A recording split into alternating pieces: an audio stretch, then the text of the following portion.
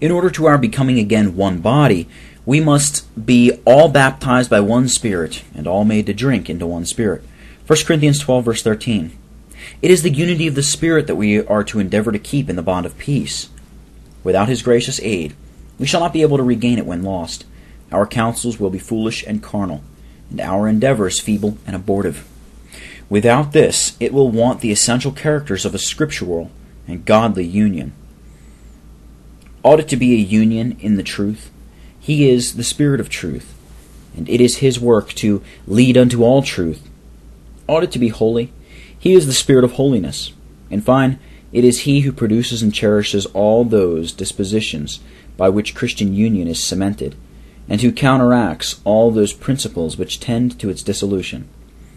The fruit of the Spirit is love, joy, peace, long-suffering, gentleness, goodness, faith, meekness, temperance. If we live in the Spirit, we shall not be desirous of vainglory, provoking one another, envying one another. Galatians 5, verses 22 through 26. Number 4. God prepares the way for union by reformation and the revival of real religion.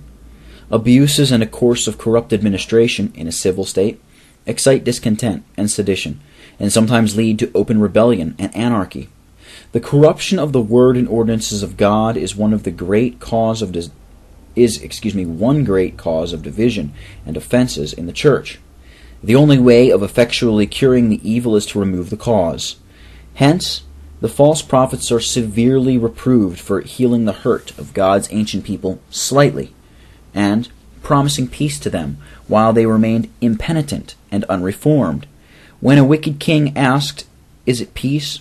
the only reply which he could obtain was, "What hast thou to do with peace?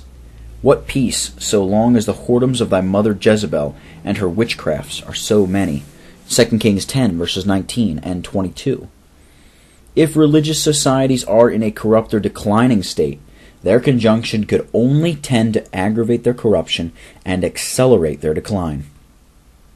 When God intends to restore unity to His church, He begins with reforming her and removing those evils which are offensive to Himself and to His faithful people. He gives commandment to cast up, prepare the way, to take up the stumbling block out of the way of His people. Isaiah 57, verse 14, as well as Isaiah 62, verse 10. He, as the breaker, goes up before them. He enters His house, and His eyes, as a flame of fire, survey every apartment and every corner in it. He sees what is a-wanting and needs to be supplied and set in order, as well as what is superfluous and ought to be removed, all error, will-worship, prostitution of sacred things, tyranny, disorder. He ascends His judgment seat, fences His great court of inquest and review, calls His servants before Him, and institutes an inquiry into their conduct, reproving their mismanagement, reversing their unjust sentences, correcting every abuse, redressing every wrong, and deciding impartially, and finally every quarrel and controversy that may have arisen among the members of His household. This judicial process is often very severe. To many it may prove ruinous and destructive, but to His church its issue is most beneficial and salutary.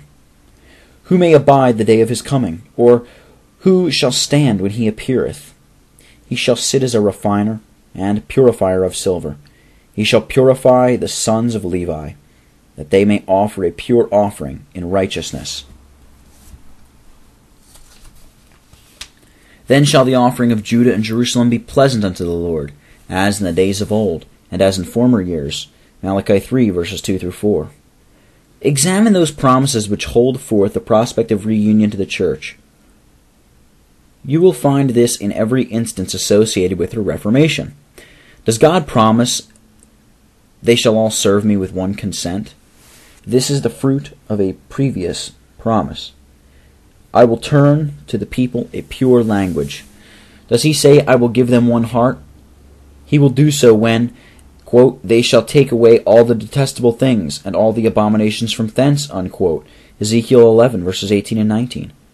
Does He say that Israel shall be the third with Egypt and Assyria?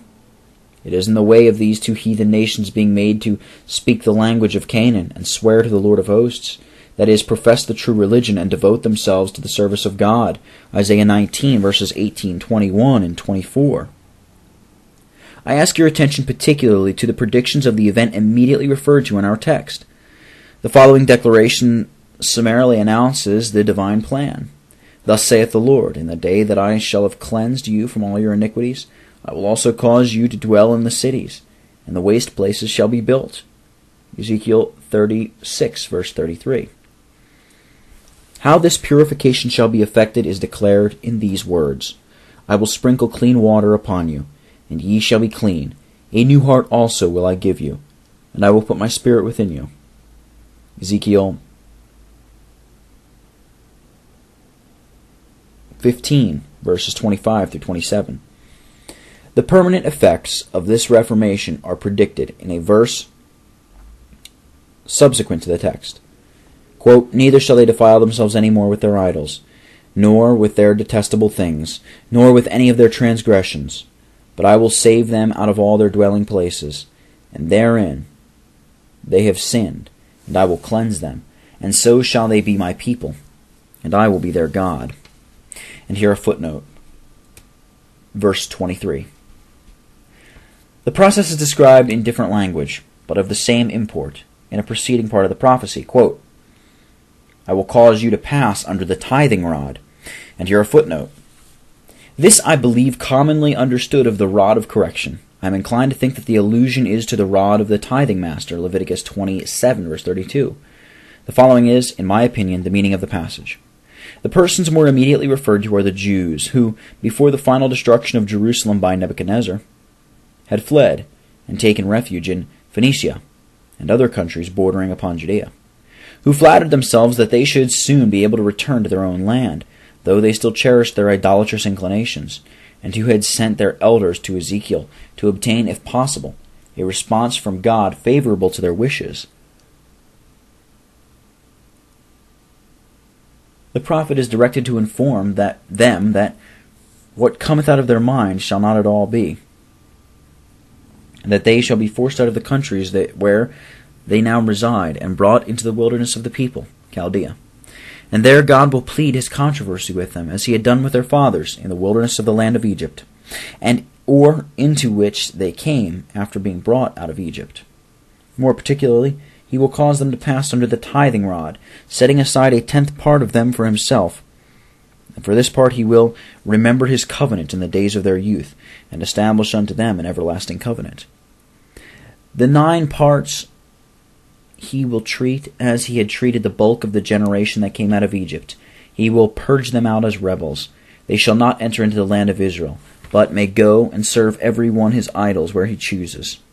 But the 10th part, which after the rebels and transgressors have been purged out from among them, shall be restored to Judea, and all of them in the land shall serve God acceptably, and he will be sanctified in them before the heathen.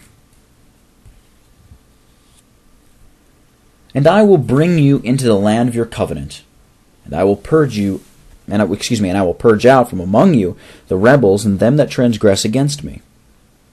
They shall not enter into the land of Israel, when this has been executed. In mine holy mountain, in the mountain of the height of Israel, there shall all the house of Israel, all of them, in the land, serve me. There will I accept them. Ezekiel 20, verses 35 through 40. It shall be as of old. The 10th part shall be holy to the Lord. Sometimes, indeed, the process of refinement is not carried so far, and the residue is reduced only to 1/3.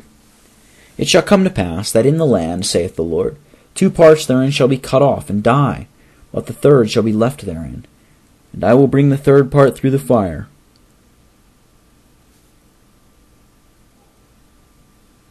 and will refine them as silver is refined, and try them as gold is tried. They shall call on my name, and I will hear them. And I will say, it is my people, and they shall say, the Lord is my God. Run over the page of church history, and you will find the facts corresponding to the language of prophecy.